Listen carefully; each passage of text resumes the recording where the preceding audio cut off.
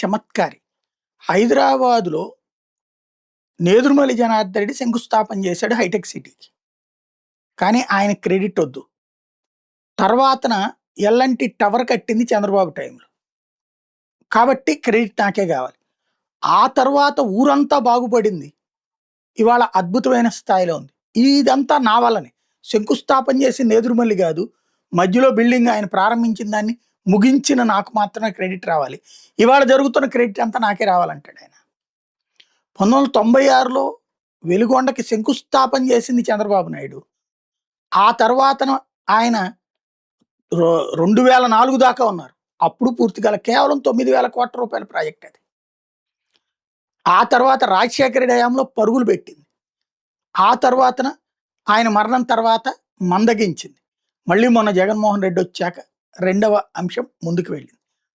అలాంటి వెలుగొండ ప్రాజెక్టు మొత్తం అసలు నా వల్లే. వాళ్ళందరూ దుర్మార్గులు. 30 ఏళ్ల క్రితం నేనే శంకుస్థాపన చేశాను. 30 ఏళ్ల తర్వాత ఇవాళ కూడా కాలువకి శంకుస్థాపన చేశారు 30 ఏళ్ల తర్వాత. కానీ మొత్తం వెలుగొండ క్రెడిట్ నాదేనంటూ ఉపన్యాసం ఇస్తే కాదు వెలుగొండలో క్రెడిట్ చోరీ అంటూ సాక్షి ఒక కథనాన్ని ప్రజెంట్ చేస్తుంది.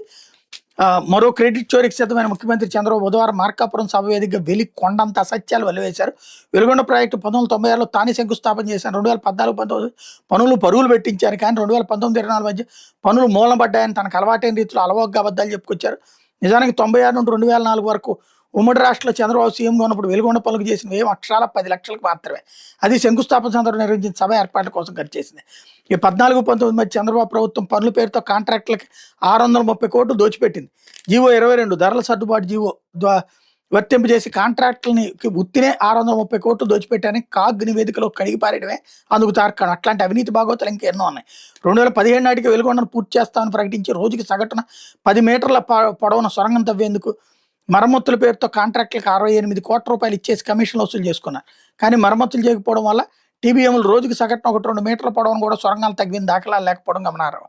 ఇక సొరంగాలను నల్లమల సాగర్కి అనుసంధానం చేసి ఫీడర్ కెనాల్లో చేసిన పనులు నాసిరకమే. 17, 18, 19 ఇలా వెలుగొండను పూర్తి చేస్తుంటే ఎప్పటికప్పుడు చంద్రబాబు ముహూర్తాలు మార్చుకుంటూ వచ్చారు. రెండో సొరంగం పనులు చేస్తున్న కాంట్రాక్టర్ను తొలగించి మిగిలిన పనులు అంచనా వేయని పెంచి అధిక ధరలకు మరో కాంట్రాక్టర్ కట్టబెట్టారు. అనంతరం కమిషన్లు వసూలు చేసుకుని ప్రాజెక్టు పనులను గాలికి వదిలేశారని సాగునీటి రంగ నిపుణులు రైతులు అప్పట్లో తీవ్ర ఆవేదన వ్యక్తం చేశారు. గత ఏడాది కురిసిన వర్షాలకు ఫీడర్ కెనాల్ బలహీనంగా ఉన్న చోట్ల కోత గురవడంతో ఇప్పుడు దానికి రిటైనింగ్ వాల్, కాంక్రీట్ లైనింగ్ పనులకి 456 కోట్లతో వ్యయంతో శంకుస్థాపన చేశారు. ఆ పనులను తనకు అత్యంత సన్నిహితులైన గణమనేని దొరైకి చెందిన జీడీఆర్ ప్రాజెక్ట్స్ కట్టబెట్టారు. 992 కోట్లతో పునరావాసం కల్పించి ఉంటే 2024 ఆగస్టులోనే నల్లమల సాగర్కి కృష్ణా జలాలు వచ్చాయి. దశాబ్దాల స్వప్నం వెలుగొండ సాకారమైన శ్రీశైలం నుంచి జంటసాగరాల ద్వారా కృష్ణా జలాలు నల్లమల సాగర్ చేయడం తమ కష్టాలు కర్తయ్యారు. ఉమ్మడి నెల్లూరు, ప్రకాశం, వైఎస్ఆర్ కడప జిల్లాల ప్రజలు ఆశలకు చంద్రబాబు ప్రభుత్వం అడియాసలు చేసింది. ఈ ప్రాజెక్టులో అత్యంత సంక్లిష్టమైన జంట సొరంగాలను రికార్డు సమయంలో నాటి సీఎం జగన్ పూర్తి చేసి 24 మార్చి 6 నాటికి జాతికి అంకితం చేశారు. నల్లమల సాగర్లో ముంపుకు గురయ్యే 11 గ్రామాలను 7,321 నిర్వాసిత కుటుంబాలకు పునరావాసం కల్పించిన 2024 నాటికే వైఎస్ఆర్సీ ప్రభుత్వం కాలనీలు సిద్ధం చేసింది. వన్ టైం సెటిల్మెంట్ కింద నిర్వాసితులకు పరిహారం చెల్లించింది. 992 కోట్లు చర్య వ్యయం చేసి పునరావాసం కల్పించింది. 2024 సీజన్లో శ్రీశైలం ప్రాజెక్టులో నీటి మట్టం 841 అడుగులకు చేరగానే సొరంగాల ద్వారా కృష్ణా జలాలకు నల్లమల సాగర్ తరలించి దుర్భిక్ష ప్రాంతాలను సుభిక్షం చేసిన ప్రణాళిక సిద్ధం చేసింది.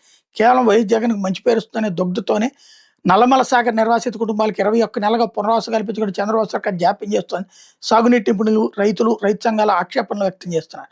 శ్రీశైలం ప్రాజెక్టులో 24-25లో 1,439 టీఎంసీలు, 25-26లో 1,1936 టీఎంసీలు ప్రవాహం రాగా ప్రకాశం బ్యారేజీ మీదుగా సముద్రంలోకి 24-25లో 849 టీఎంసీలు, 1,652 ఏమో 25-26లో ఇచ్చారని గుర్తు చేశారు.